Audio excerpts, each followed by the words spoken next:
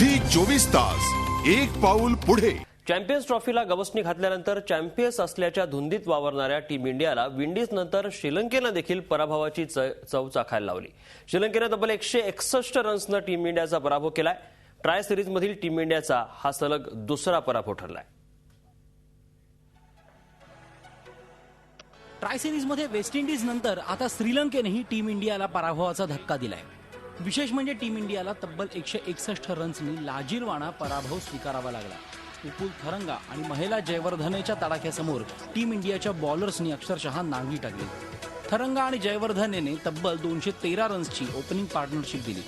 थरंगाने not out 174 तर जयवर्धनेने 107 रन्सची inning खेळली। थरंगा जयवर्धने जोडी फोडण्यात टीम इंडियाच्या बॉलर्सना काही यश येत नव्हतं। अखेर जयवर्धने 107 रन्सवर असताना अश्विनला त्याला आउट करण्यात यश आलं।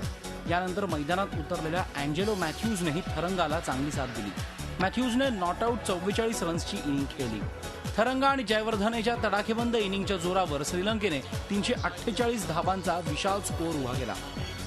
लंकेच्या 348 रन्सच्या विशाल स्कोअरचा पाठलाग करताना टीम इंडियाच्या बॅट्समनची चांगलीच दमछाक झाली। टीम इंडिया 45व्या ओव्हर्समध्ये 187 रन्सवरच ऑल आउट झाली। टीम इंडियाकडून सर्वाधिक नॉटआउट 49 रन्स रवींद्र जडेजाने केले। शिखर धवन आणि रोहित शर्मा केवळ 12 रन्सचीच ओपनिंग देऊ शकले। रोहित 5 तर धवनने 24 धावा केल्या।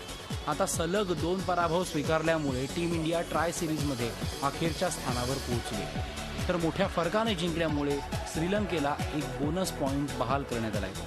आता टुर्नामेंटमधील आव्हान कायम राखण्यासाठी टीम इंडियाला आगामी दोन्ही लढती चांगल्या फरकाने जिंकणं आवश्यक आहे। Bureau report, Zee media, Mumbai. Zee 24 तास एक पाऊल पुढे।